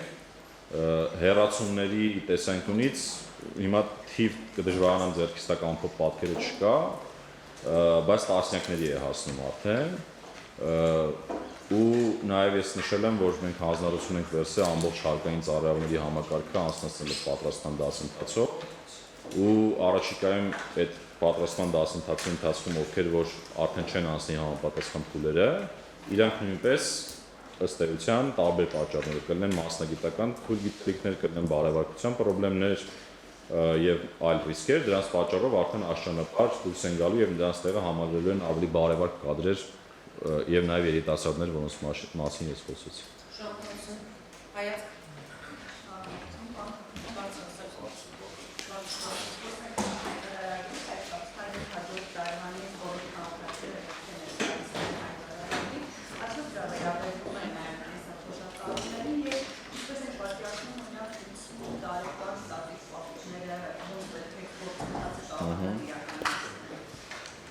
Շնորհակալություն, այս հարցին մենք բազմիցս անդրադարձել ենք իրականում։ Այո, մյուս տարի բոլոր քաղաքացիները պետք է լրացնեն հայտարարագիր եւ այդ թվում նաեւ կենսաթոշակառուները։ Ինչպես ենք պատկերացնում, պատկերացումը հետեւյալն է. մենք հիմա աշխատում ենք ավտոմատացումների վրա, այսինքն բնակչության որոշ խմբերի համար հայտարարագիր լրացում պետք է լինի ավտոմատ եւ կենսաթոշակառուները, մեր սիրելի կենսաթոշակառուները իրենք հենց այդ կողմն են։ Այսինքն իրենք ունենան հնարավորություն, ոչ թե հնարավորություն, այլ իրենց համար ավտոմատ լրացվի եւ եթե օրինակ կարիք ունենան իրենք նայելու կամ իրենց հարազատները նայելու ինչ-որ բաներ փոխելու կամ լրացնելու, լրամշակելու, այդ դեպքում իրենք հնարավորություն կունենան միջամտել։ Ավտոմատ կերպով է նախատեսվում ունենալ այդ համակարգը։ Ես ասացի, այսինքն ավտոմատը աշխատելու է, լրացուցիչ հնարավորություն է տրվելու ճշգրտումներ իրականացնելու։ Իրենք օրենություններ չեն անում։ Ըստ անհրաժեշտության։ Շնորհակալություն։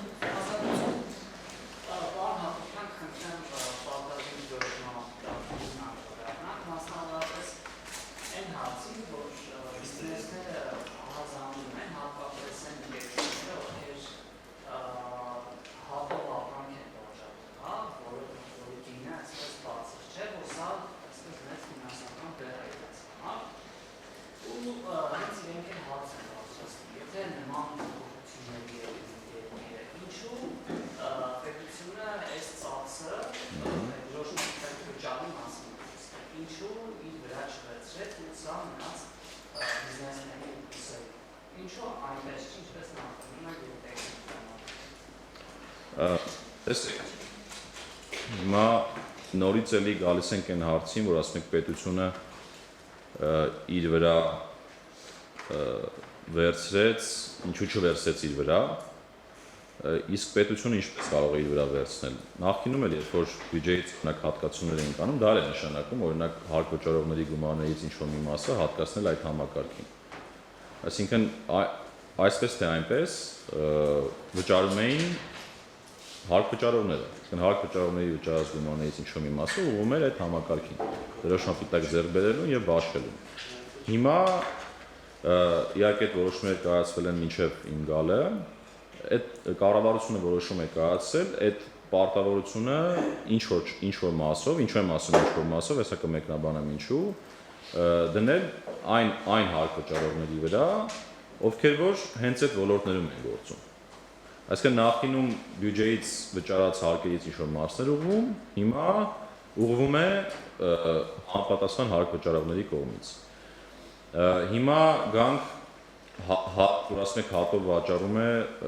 խնդիր ունի, դա որոշակի ծախս։ Բանը, որը վաճառվում է մի ապրանք, որը 150 կամ 200 դրամ արժի, կամ մի ապրանք, որը 5000 դրամ արժի, իրենք երկուսն են նույն գինն են տալիս։ Այո,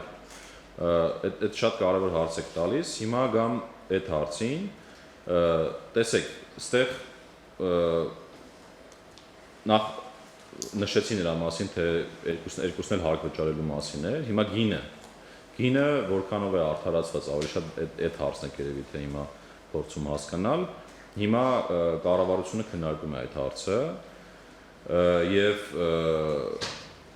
այդ քննարկումների տրամաբանությունը այնպեսին է, որպեսզի մենք կարողանանք հասկանալ, թե ինչպիսին է օպտիմալ գինը, որտեղ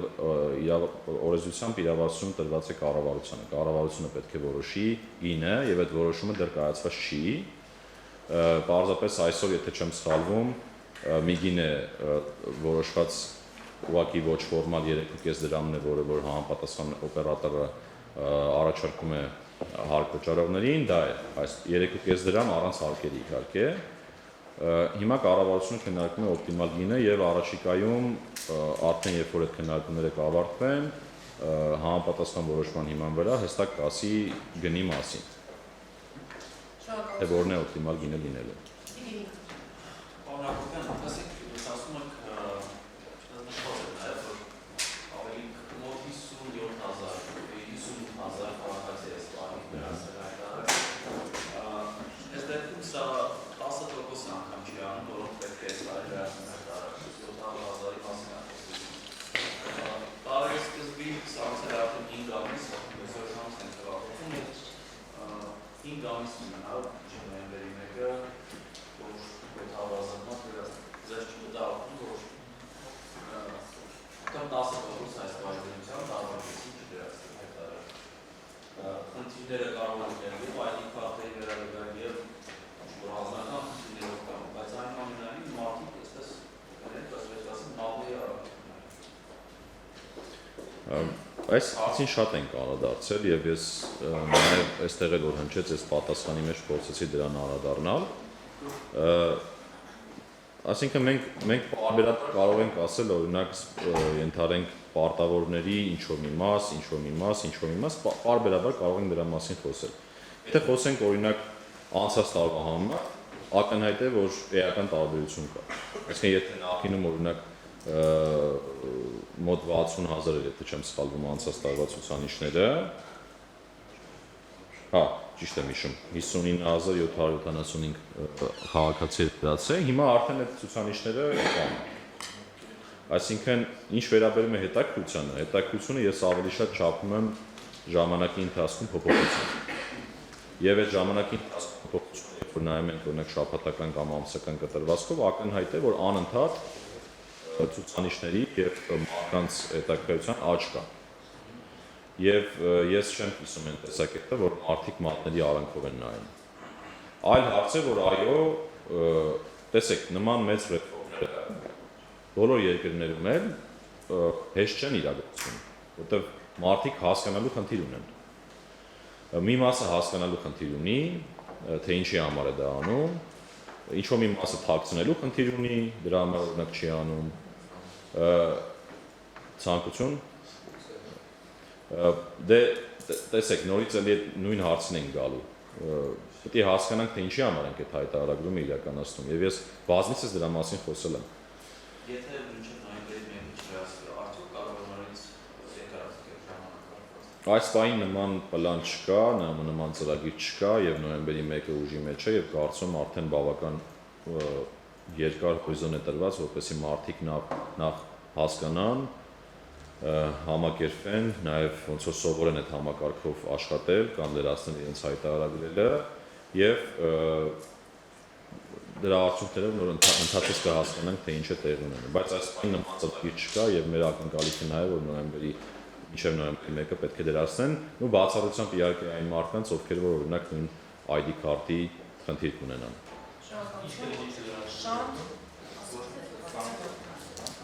Շանտ եւ վերջին 3 հարց։ Պարոն Հակոբյան, գիտեմ, որ Մարգարայի անցած երկը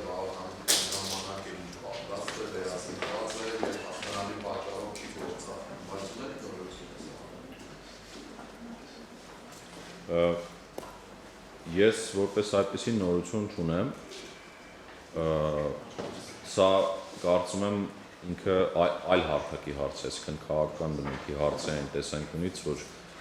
սահմանի բացման հետ կապ ունեցող հարց է։ Ես պարբերաբար, երբ որ այդ հարցերը տալիս եմ, հստակ ասում եմ, որ մենք պատրաստ ենք, այսինքն եւ մեր ենթակառուցվածքը, եւ մեր մաքսային ծառայությունը, եւ ինչպես նաեւ համապատասխան տեխնիկան, որը անհրաժեշտ է որ սպասարկի այդ սահմանի հոսքերը, մենք պատրաստ ենք։ Իսկ կոնկրետ պլան այս պայդրությամբ ես չեմ կարող ասել, որտեվ չկա նման պլան։ Շնորհակալություն։ Եվրամեդիա։ Պարոն Հատոկյան,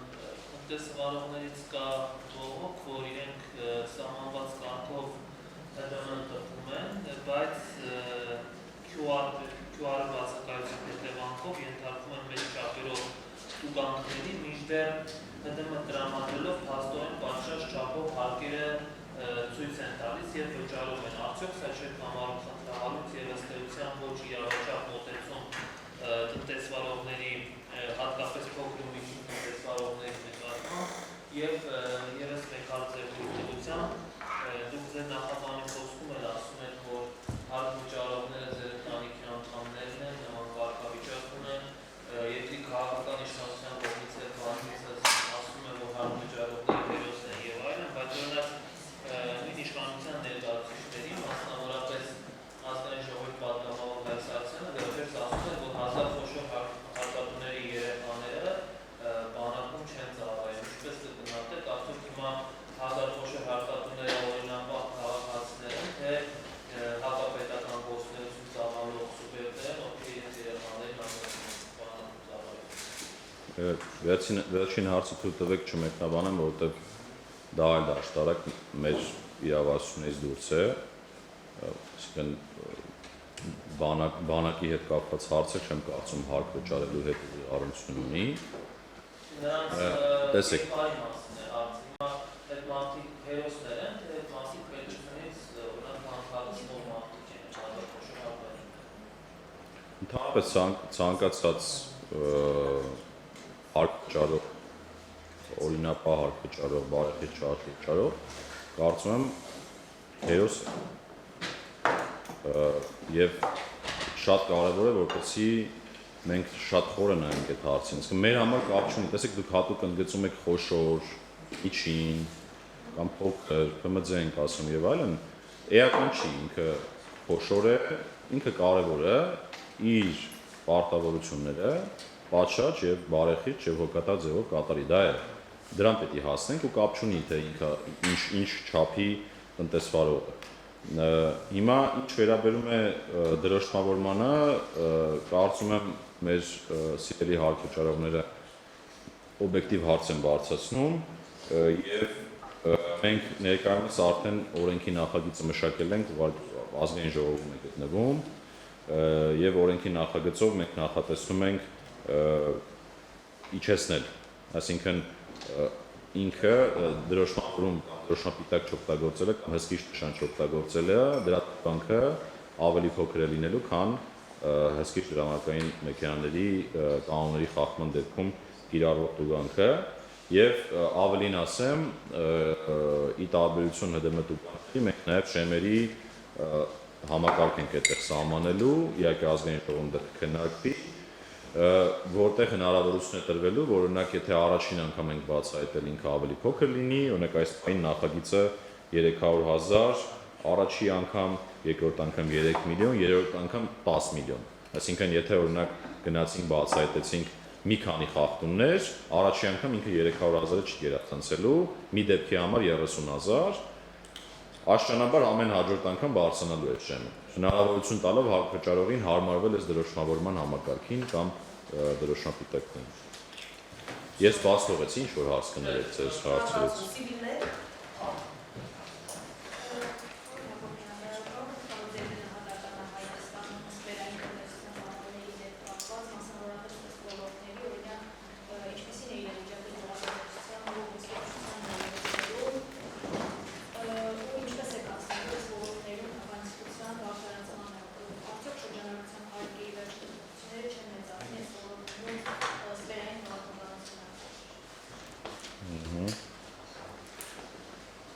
Շատ լավ։ Շնորհակալություն հարցի համար։ Նախ ստվերային տնտեսության ծավալներից փորձենք խոսել։ Տարբեր գնահատումներ կան։ Օրինակ վիճակագրական կոմիտեն ունի գնահատական եւ որը ներառում է համախառն ներքին գնահատականների մեջ վերջի անգամ ապրել է 2022 թվականին այդ գնահատականը, այսինքն իրենք քանի տարին մեկ են իրականացվում։ Մոտ 22%-ի մասին է խոսքը, այսինքն տնտեսության մոտ 22%-ը չդիտարկվող է, ինքը հիմա շատ մասնագիտական տերմինների մեջ չմտցնեմ, ստվերային տնտեսությունը դրա մի մասն է, այսինքն գնահատման ինչ-որ մեթոդ է։ Կան մասնագիտական գնահատումներ, որտեղ ես անցած ասուլիսի ժամանակ էլ խոսեցի, որ ստվերային տնտեսությունը տարբեր չափեր ունի, բայց էական նա է, որ վերջի տարիների դինամիկային որ նայում ենք, օրինակ եթե տես մի 5-ից 7 տարի առաջ նայենք, 35-ից 40%-ի հասնող էր, հիմա տարբեր մասնագիտական գնահատականներ հուշում են, որ 20%-ի շրջանակներում է ավելի շատ, որը մոտ է այն թվին, ինչ որ ես նշեցի վիճակագրական կոմիտեի, այս ամբողջ որպես պատկեր։ Հիմա բայց պետական եկամուտների կոմիտեի տեսանկյունից կարևորը ոչ թե այդ գնահատականն է, այլ արդեն հարկային ճեղք ասվածը վարչարության, ինչ է դա, եթե օրենսդրությունը վերցնում ենք տրված, օրենսդրության տրված լինելու պայմաններում ինչքան հարկ կարող ենք հավաքել, բայց իրականում ինչքան ենք հավաքել, եւ այս տեսանկյունից եւ մեր եւ ֆինանսների նախարարության գնահատականները էլի հուշում են, որ ժամանակի ընթացքում բարելավումներ կան։ Այս պայդրությամբ տենց 2-ից 3% միջակայքում, ինչը եթե թվերի վերածեմ 200-ից 300 միլիարդ դրամ միջակայքում ստվեր կա Հայաստանի Հանրապետությունում, ստվեր արդեն ստվերային եկամուտներ, եթե sense փորձենք մեկնաբանել, եթե հետ գնամ օրինակ մի քանի տարի առաջ, այդ թվերը կրկնակի ավելի մեծ էին, եթե ոչ 2.5-3 անգամ։ Հիմա գամ ոլորտների տեսանկյունից, տեսեք, նախ խոսեցիք գյուղատնտեսության մասին, որտեղ ասել թե ինչ-որ մեկը կարող է ստվերը հստակ գնահատել, կարծում եմ այդքան էլ ճիշտ չի, որովհետև մենք ինքը չհարկվող ոլորտ է։ Չհարկվող է, չփաստաթղթավորվող է եւ հետեւաբար շատ բարդ է միանշանակ ասել, թե գյուղատնտեսությունում որքան է ստվերը։ Հիմա եթե գանք նույն ոսկերչությանը, էլի նույն խնդիրն է։ Հիմա մեր, եթե կհիշեք, մեր բողոքողների մեծ մասը չէ, ինչ-որ մի մասը ոսկերչության ոլորտից էին, բայց նորից էլի բողոքում են մարդիկ, ովքեր չեն ուզում ստվերից դուրս գալ, չեն ուզում փաստաթղթավորել, երբ որ չեն փաստաթղթավորում, դժվար է ասել, թե ստվերի չափը հստակ ինչքան է այդ ոլորտում, բայց ակնհայտ է, որ ստվեր կա։ Իսկ ոլորտային տեսանկյունից տենց ստվերային եւ եթե մեր ստուգումներից փորձեմ բխեցնել այդ հարցի պատասխանը, թե որտեղ են հիմնական խնդիրները լինում, որ ոլորտներում, ապա առևտուրն է եւ հաջորդը, եթե չեմ սխալվում, շինարարությունն է։ Այսինքն երկու խոշոր նոր շինարարություն ասելով նկատում եմ ամբողջ շղթան, իր շինարարություններն էլ ներառյալ։ Սրանք են երկու խոշոր ուղղություններն են, որտեղ որ հիմնականում խնդիրները նկատվում են։ Եվ մի կարևոր բան էլ որ նշեմ, մենք փորձում ենք շատ կարևոր հարց եք բարձրացնում, փորձում ենք այդ ստվերի ոլորտային գնահատում եւ մեր ստուգումների բացահայտումներ իրար հետ համադրելով հասկանալ, թե իրականում որտեղ է պետք գործողություններ իրականացնել։ Եվ բացահայտում ենք այն ռիսկային ոլորտները, որտեղ պետք է լրացուցիչ, ասենք օրինակ վարչարություն իրականացնել։ Սա է ամբողջ պատկերը։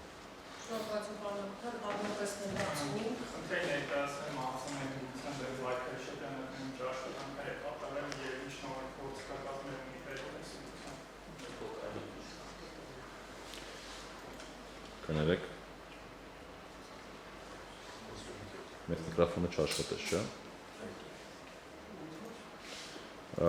Տեսեք, ես խոսեցի թվերի մասին, նախ 9%-անոց աճում ենք, այսինքն եթե փորձենք նայել մեր մաքսիմայնության դեպքերը, ապա այնտեղ եթե անցած տարի 112 դեպք ենք բացահայտել հունվար-ապրիլով, այս տարվա առաջին 4 ամիսներին բացահայտել ենք մոտ 122 122 դեպք եւ այս հիմնականում եթե փորձենք հասկանալ թե ինչն է, թմրանյութեր են, հասկանում, եթե փորձեմ տարբեր տեսակներ նույնիսկ թվարկել, այդքան երևի թե հետաքրքիր չի լինի, բայց հիմնականում թմրանյութեր են։ Հիմա գործողությունները ինչ ուղղվածությամբ են։ Նախ մենք հիմա արդեն պլան ունենք,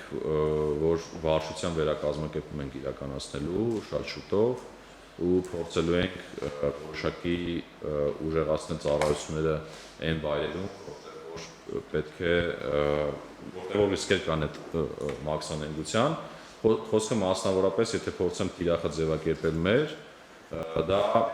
թույլ չտալն է սահմանից անցնել Հայաստանի Հանրապետություն եւ սահմանի մի քանի կետերում, որտեղ որ ամենառիսկային մաքսանենգության տեսանկյունից ուժեղացված ծառայություն ենք ունենալու, դա մեկ։ Երկրորդը նշեմ, որ ունենք բաժին, որը զբաղվում է վերլուծություններով։ Մենք այդտեղ պարբերաբար կատարելագործում ենք մեր ռիսկերը, այսինքն փորձում ենք հասկանալ, թե որոնք են ուղղությունները, որտեղից գալիս են մաքսանենգ ապրանքները, եւ այդտեղ ենք վերահսկողություն իրականացնում, ենթադրենք, եթե դա օդանավականն է, ենթադրենք դա ասենք օրինակ ագարակի անցման կետն է, ենթադրենք դա Բաղդաշանի անցման կետն, որտեղ են եւ որտեղից բացի որ աշխարհագրությունից է հիմնականում խնդիրները եւ այդտեղ ենք ընդունացնում, այդ վերլուծությունները պարբերաբար խնդիր ենք դրել կատարելագործել։ Երրորդը համապարփակ գույքագրել ենք նաեւ բանը մեր տեխնիկաների կարիքները, իրականում մենք մեծ վերափոխման կարիք ունենք այդտեղ եւ հիմա նոր տեխնոլոգիաներ կան, որոնք թույլ են տալիս շատ արդյունավետ ու արագ ձևով այդ թմրանյութերը բացահայտել,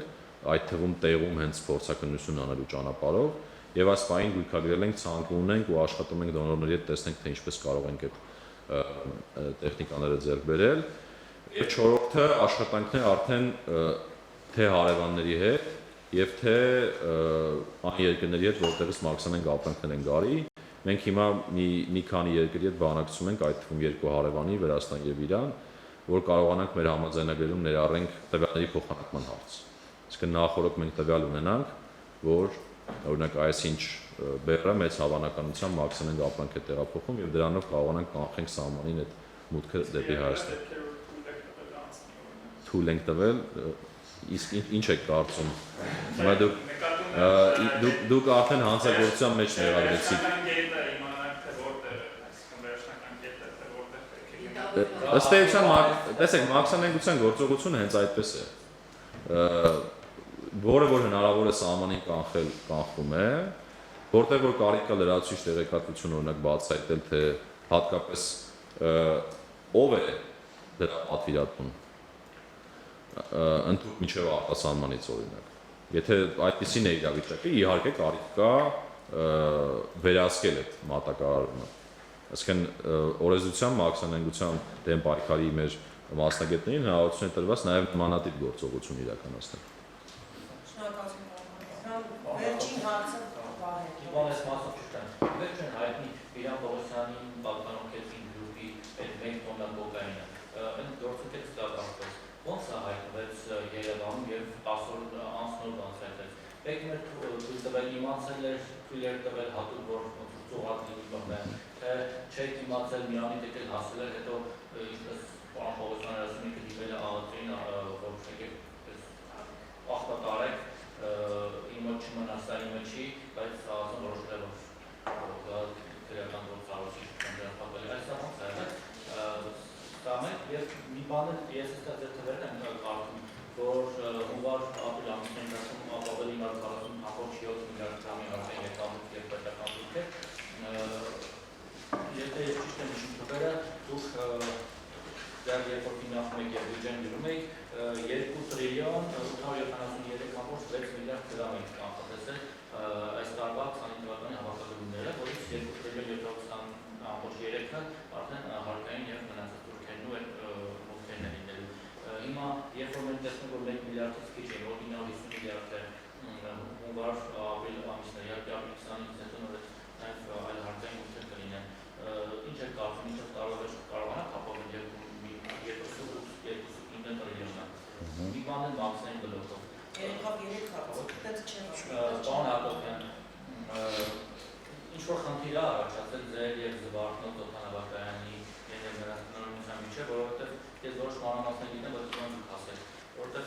դեպքից հետո դուք ակտիվ սկսել եք ստուգել զվարթնոցի աշխատակիցներին, հատկապես նաև duty free աշխատակիցներին, եւ տեղեկություն կար, որ դուք տեղեկություն եք ունեցել, որ այնտեղ զվարթողի եւ ապօրինի ճանապարհով առաքրաշրջանառություն է տեղի ունենում, նաև մաքսանային ճանապարհով ինչ-որ ապրանքների փոխանցում, հենց duty free աշխատողների կամ զվարթնոցի այլ աշխատակիցների միջոցով, եւ դա դուք փորձել եք կանխել, ուղղակի դրան նախորդել եք այլ դեպք, որը լարվածություն առաջացել դեր ինչը։ Նախ առաջին դեպքի հետ կապված ես ենթադրում նկատի ունեք միջև մեզ գալը։ Այդ դրա մասով հարցում ուղարկեցիք դուք մեզ։ Հարցում գրեք Որտեղ անցած ասուլիսից հետո մենք միասին ոնց որ խոսեցինք, պայմանավորվեցինք, որ դուք գրեք դրա բարձրաբանումը տանք, անկեղծ ասած հիմա չեմ հիշի, որովհետև այդ խոսում ենք մի 6 ամիս առաջվա եւ ինձնից նույնիսկ առաջվա ինչ-որ դեպքի մասին, որի մանրամասները ես չեմ տիրապետում անկեղծ ասած։ Դե իմաստը մանրամասները չեմ տիրապետում, դեպքպես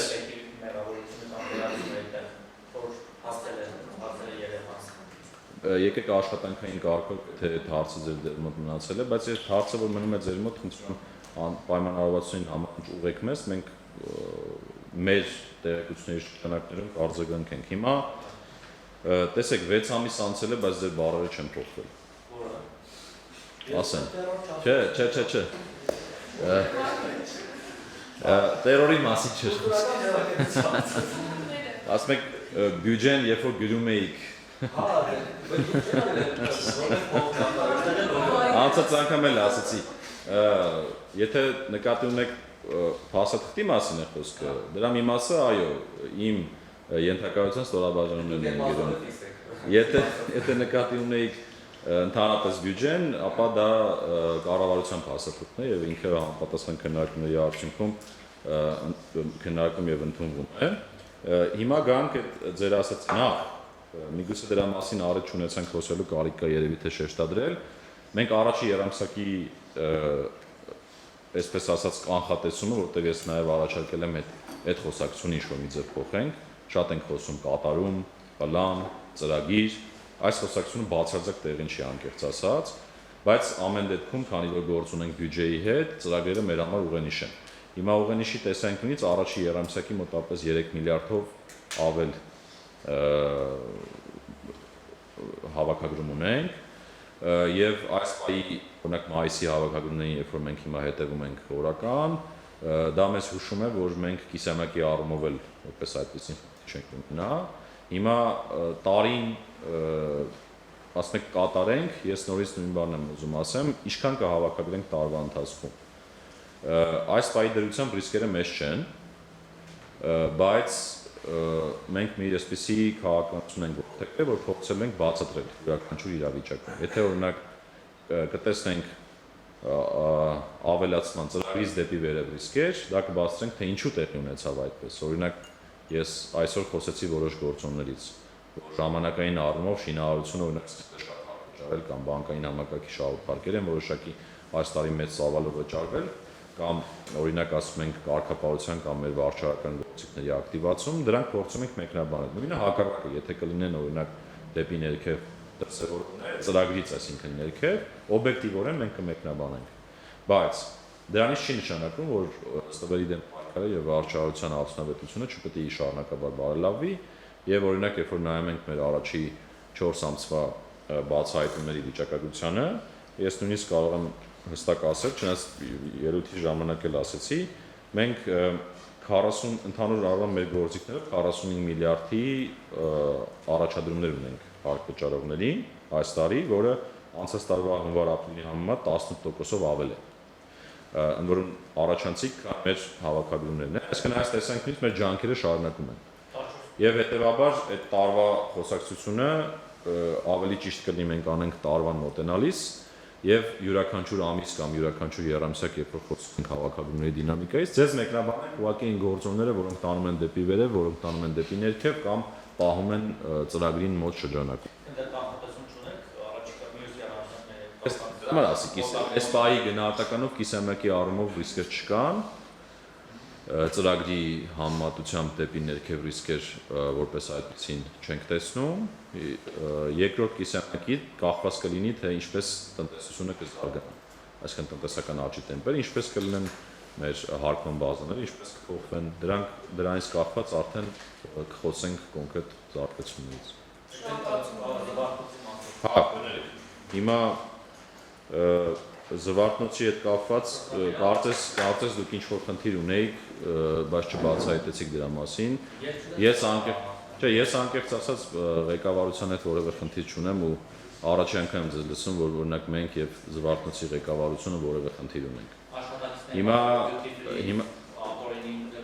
Հիմա գանք մեր գործողություններին, որ այդ գործողությունը մենակ զվարթնոցին չեն վերաբերում, ընդհանրապես բոլոր մաքսային գոտիներում էլ, եթե մենք տեսնում ենք ռիսկեր, որոշակի ժամանակ առ ժամանակ խստացումներ իրականացնում ենք։ Բնական է, որ եթե օրինակ ինչ-որ բան նկատում եւ կարիք կա լրացուցիչ ուժեր կենտրոնացնել, որպեսզի մենք բացահայտումը ավելի լավ անենք, մենք այդ գործողությունը իրականացնում ենք։ Այստեղ հատուկ միտում, որ ինչ-որ տենց որպես քանի որ կոնֆլիկտ կա, նման միտում բացարձակ չկա։ Դա վստահեցնում եմ։ Հիմա ակտիվացումների հետ կապված դա ժամանակ առ ժամանակ է տեղի ունենում, էլի ասացի, դա կենտրոնացած չի այնտեղ լինում են ռիսկեր, երբ որ ակտիվանում են, մենք կարիք ենք ունենում ավելի խիստ վերահսկողություն իրականացնել եւ դա է պատճառը, որ երբեմն դուք կարող եք լսել որոշակի ավելի խիստ գործողությունների մասին։ Սա անձնավորված չի, սա պարզապես մեր մաքսային վերահսկողությունը արդյունավետ կազմակերպելու մասին է։ Ընդ որում նշեմ, որ այնտեղ նույնպես բացահայտումների աճեր ունենք այս տարվա կտրվածքով անցած տարվա համեմատ։ Վերջին շրջան չէ, տարվա ընթացքում, եթե նկատի ունեք իմ գալուց հետո 6 ամսվա ընթացքում, ես կարող եմ ասել, որ ժամանակ առ ժամանակ այո, խստացումներ եղել են։ Իհարկե, այսինքն եթե անօրինականության կամ ասենք մաքսանության դեմ պայքարում, այլ դրանք չկա, մենք մեր գործողությունները պետք է իրականացնենք եւ փորձում ենք բացատրել նման իրավիճակում, իհարկե նաեւ երբեմն ներողություն խնդրելով են քաղաքացիներից, ովքեր որ օրինապահ են ու պարզապես օրինակ այդ տեղից անցնելուց ստիպված են լինում որոշակի խիստ վերահսկողության ներքո անցնել, բայց դա տեղային ժամանակավոր բնույթ է կրում։ Ամեն օր չենք կարող անել, պարոն Մարտիրոսյան։